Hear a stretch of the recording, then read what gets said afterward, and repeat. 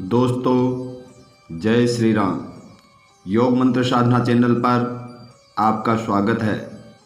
आज इस वीडियो में हम जानेंगे ज्ञान, शिक्षा और संगीत के लिए पूजी जाने वाली देवी सरस्वती के नाम का अर्थ है वह देवी जिसने ज्ञान का प्रवाह किया है। इसलिए देवी सरस्वती ज्ञान का प्रतीक है। पुराणों में देवी सरस्वती को 4 हाथों के साथ एक सुंदर देवी के रूप में चित्रित किया गया है, जो सफ़ेद साड़ी पहने हुए हैं और एक सफ़ेद कमल पर बैठी हुई हैं।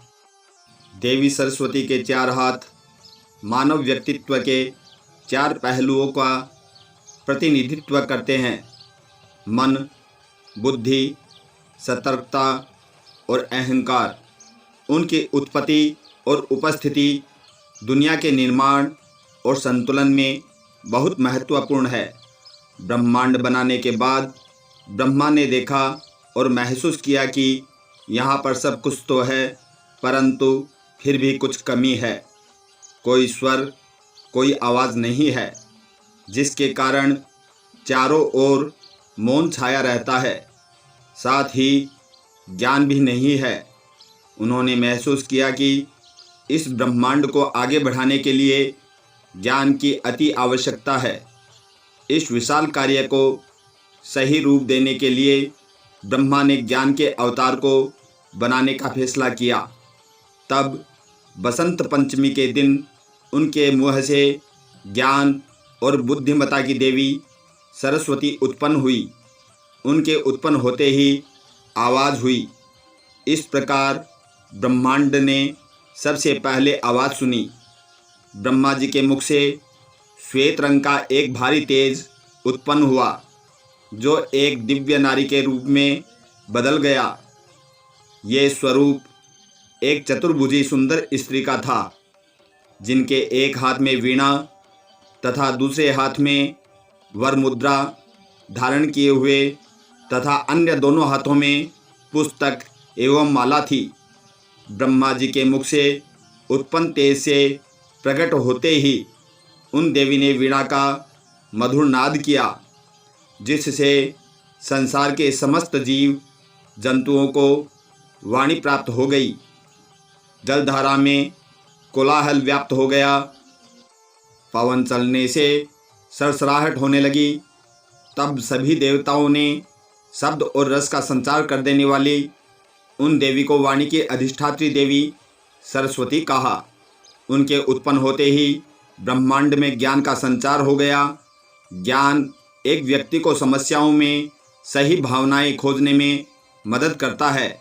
देवी सरस्वती ने ब्रह्मा को प्रशिक्षण दिया, जिसके तहत ब्रह्मा ने समझने, सोचने और संवाद करने की क्षमता हासिल की। उन्होंने ज्ञान की आँखों के साथ प्रकृति को देखना शुरू कर दिया और इस प्रकार उसमें मौजूद सुंदर क्षमता को भी देखा। ब्रह्मा ने मंत्रों की सुंदर लय की खोज की। इस खुशी में उन्होंने सरस्वती को वाग्देवी, भाषण और ध्वनि की देवी नाम दिया। मंत्रों की आवाज़ ने ब्रह्मांड को ऊर्जा या कहें तो प्राण से भर दिया। चीज़ों ने सही आकार लेना शुरू कर दिया और ब्रह्मांड में एक संरचना हासिल की। मौसम बदल गए, बीज अंकुरित हुए, पुष्प खिल गए, धरती पर जीवन आरंभ हुआ और जीवन की ताल को रास्ता मिला। इस प्रकार भगवान ब्रह्मा देवी सरस्वती के साथ दुनिया के निर्माता बन गए। देवी सरस्वती की सफ़ेद साड़ी उनकी पवित्रता को प्रतिबिंबित करती हैं। वे लालसा से परे हैं और मन की शक्तियों में शुद्ध ज्ञान के संरक्षक के रूप में आनंदित होती हैं। वे उन सब में प्रस्तुत हैं जो प्रकृति को संबोधित करते हैं। चारों वेद, सार्वभौमिक ज्ञान की किताबें उनकी संतान हैं। उनकी वीणा कला और संगीत की प्रतीक हैं।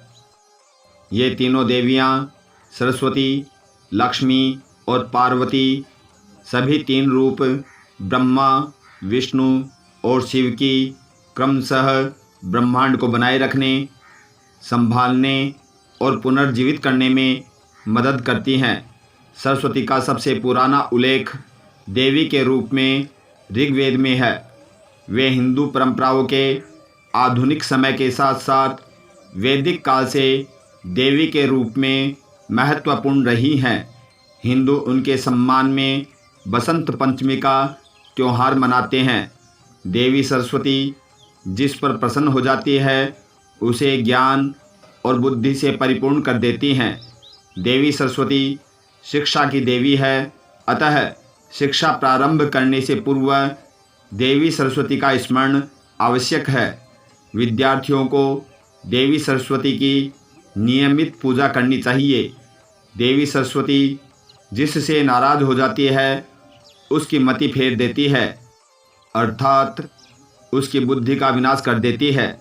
सरस्वती को वागीश्वरी, भगवती, शारदा, वीणा वादिनी और वाग्देवी सहित अनेक नामों से पूजा जाता है। विद्या और बुद्धि की प्रदाता है। संगीत की उत्पत्ति करने के कारण ये संगीत की देवी भी हैं। बसंत पंचमी के दिन को इसके प्रकट उत्सव के रूप में भी मनाते हैं। ऋग्वेद में भगवती सरस्वती का वर्णन करते हुए कहा गया है, ओम प्रणों देवी सरस्वती वाजेभिर्वजिनीवती धीनामणित्रयवतु। अर्थात ये परम चेतना है। सरस्वती के रूप में ये हमारी बुद्धि, प्रज्ञा तथा मनोवृत्तियों की संरक्षिका है। हम में जो आचार और मेधा है उसका आधार भगवती सरस्वती ही है। इनकी समृद्धि और स्वरूप का वैभव अद्भुत है। देवी भागवत पुराण के अनुसार श्री कृष्ण ने सरस्वती से प्रसन्न होकर उन्हें वरदान दिया था, बसंत पंचमी के दिन तुम्हारी भी आराधना की जाएगी। इस वरदान के फलस्वरूप हम वसंत पंचमी के दिन विद्या के अधिष्ठात्री देवी सरस्वती की पूजा करते हैं। सरस्वती माँ के अन्य नामों में शारदा, शतरूपा, वीणा वादिनी, वीणा पाणी, वाग्देवी, वागेश्वरी, भारती आदि कई नामों से जाना जाता है। पूजन की विधि: बसंत पंचमी के दिन प्रातः काल उठकर बेसन युक्त तेल का शरीर पर उपटन करके स्नान करना चाहिए। इसके बाद स्वच्छ पीले वस्त्र धारण कर माँ शारदा की पूजा करनी चाहिए। साथ ही केसर युक्त मीठे चावल अवश्य घर में बनाकर उनका सेवन करना चाहिए। पूजा में निम्न मंत्र का जाप करना चाहिए, ओम ऐं सरस्वत्यै नमः। साल को जिन 6 ऋतुओं में बांटा गया है उनमें बसंत ऋतु जनमानस की सबसे मनचाहा मौसम है, जब फूलों पर बाहर आ जाती है। खेतों में सरसों का फूल मानो सोना चमकने लगता है। जौ और गेहूं की बालियां खिलने लगती है। वृक्षों पर फल फूल लगने लगते हैं। मिंजर आ जाती है और हर तरफ रंग बिरंगी तितलियां मंडराने लगती है। भंवरे मंडराने लगते हैं। बसंत ऋतु का स्वागत करने के लिए माघ महीने की शुक्ल पक्ष की पंचमी के दिन बड़ा जश्न मनाया जाता है। बसंत ऋतु आते ही प्रकृति का कण कण खिल उठता है। मानव तो क्या, पशु पक्षी तक उल्लास से भर जाते हैं। हर दिन नई उमंग से सूर्योदय होता है और नई चेतना प्रदान करता हुआ अगले दिन आने का आश्वासन देकर चला जाता है। वैसे तो माघ का यह पूरा महीना ही उत्साह देने वाला है, पर बसंत पंचमी का पर्व भारतीय जनजीवन को अनेक तरह से प्रभावित करता है। प्राचीन काल से इसे ज्ञान और कला की देवी माँ सरस्वती का जन्म दिवस माना जाता है। जो शिक्षाविद भारत और भारतीय से प्रेम करते हैं वे इस दिन माँ शारदे की पूजा कर उनसे और अधिक ज्ञानवान होने की प्रार्थना करते हैं। कलाकारों का तो कहना ही क्या, जो महत्व सैनिकों के लिए अपने शस्त्रों और विजयदशमी का है, जो विद्वानों के लिए अपनी पुस्तकों और श्रावण की पूर्णिमा का है।